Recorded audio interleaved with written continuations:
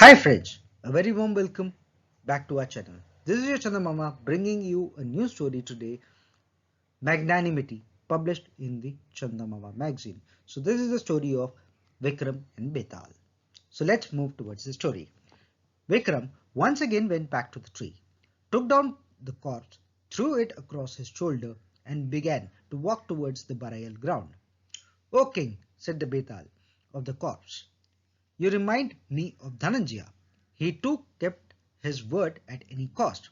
Let me tell you his story." Then he began the following tale. Dhananjaya was an extremely rich man who belonged to the city of Bhadravati. Most people make a name by amassing wealth, but Dhananjaya gained all his fame by never refusing anyone who sought his help. His entire life was spent during doing charity. He attained the ripe old age of 80 without refusing alms even to an insignificant beggar. Some miles away from Bhadravati, there was another city. There, there lived a young man named Dhiravarma. He too was a very rich man. He heard of the great name of Dhananjaya had earned and felt envious. "I am as rich as Dhananjaya," he said to himself. "What can prevent me from acquiring as much fame for charity he has done?" He too began to spend his money in charities. One day, Dhiravarma was sitting in the courtyard of his house when an old woman approached him and asked for alms. He put some money in her hands. She went out, but came back again by the another gate and again asked him for alms. Dhiravarma observed this, but all the same he gave her more money for a second time. But the old woman came a third time, and Dhiravarma gave her alms. But when she came the 13th time, he got angry with her and said, "Woman, I have already given you alms 12 times, and still you keep coming for more." Instead of feeling guilty, the old woman flared up and said, "You think that you are magnanimous, but let me tell you, Dhananjaya's house has 32 gates. I went by all the gates and took alms from him once. He did not recognize me even once, whereas you recognized me even the second time. Oh, how can you be compared with Dhananjaya?" Then the old woman went away in disgust. Dhiravarma's pride was badly hurt by what the old woman. "I spent all my time and my money in doing charity," he thought. "Yet I find that I cannot equal this Dhananjaya. As long as he is alive, his shadow will be covering me. Death does not appear or eager to be killed to take him away. I shall kill him myself and remove the one obstacle that stands in the way of my earning fame." Accordingly, Dhirvarma mounted his horse and started out without telling anyone where and what he was planning to do.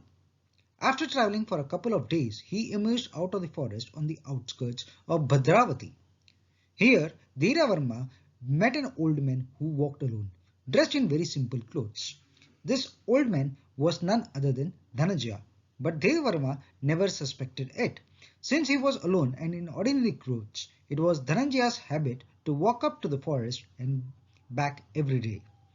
So Dhiravarma asked the old man, "Sir, can you kindly direct me to Dhananjaya's house?" "Do you know him?" the old man asked in return. "Do you want anything of him?"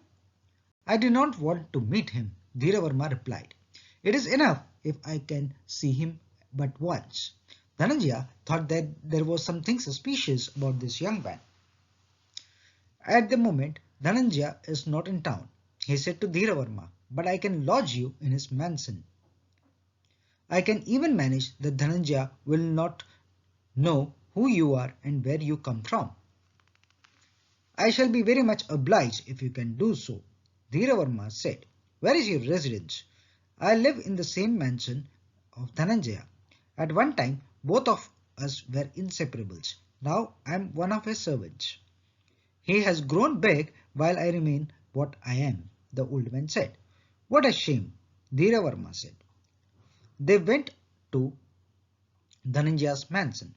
The old man showed Dhiravarma his rooms, warned the servants not to reveal to the guest who he was and to tell him that Dhananjaya was not in town. 2 days went by.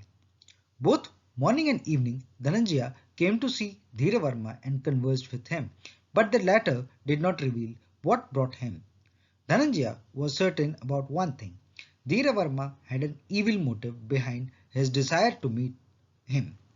To confirm this, Dhananjaya talked ill of himself and found Dhiravarma listening to him anxiously.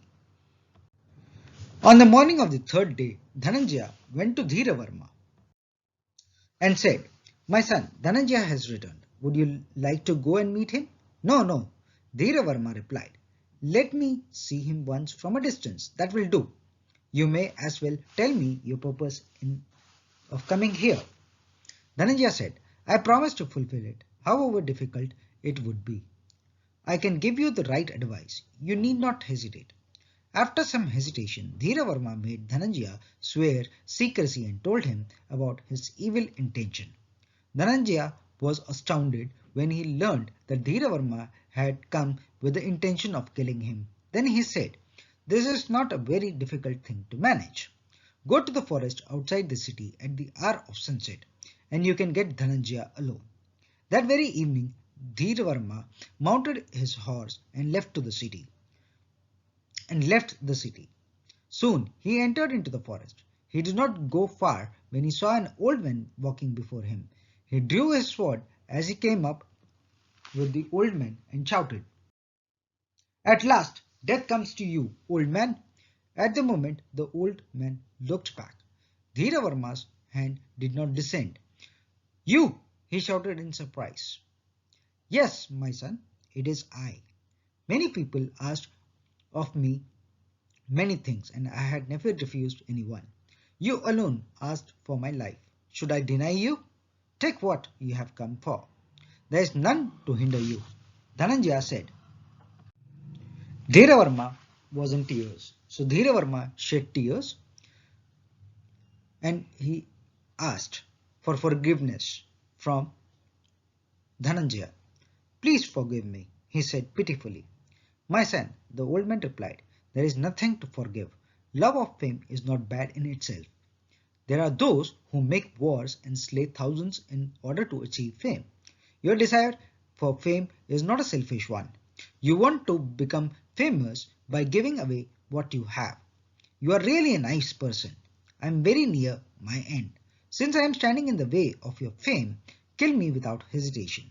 Dhiravarma felt at the feet of the old man and said, "Sir, I insist upon being punished for my evil intentions.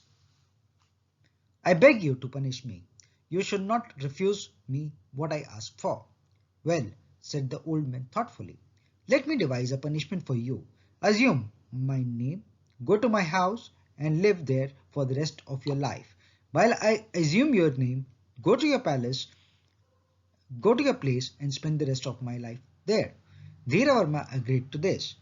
Having narrated this tale, Betal said, "O king, what was the real reason for which Dhiravarma did not kill Dhananjaya? Why did Dhananjaya make a free gift of his great name to Dhiravarma? If you know the answer and still do not speak, your head shall split." "There is only one good reason why Dhiravarma did not kill Dhananjaya," Vikram replied. "That was because if he let Dhananjaya make a gift of life, Dhiravarma would never equal him." The old man made it plain that he was making a gift of his own life. So Dhiravarma changed his mind about killing Dhananjaya and insisted upon punishment. As for Dhananjaya, he made a gift of his name to Dhiravarma for a very good reason. He had a very little life left, whereas Dhiravarma was a youth with all his life ahead of him. Dhananjaya wished that his name should not die with him but live as long as Dhiravarma lived. The king's silence was thus broken, and Betal disappeared with the crops and went back to the tree. So this was the story, Magnanimous, published in the Chandamama magazine. Till I come back with a new video and a new episode in a new story. Till then, stay safe, take care. This is Chandamama signing off from your channel.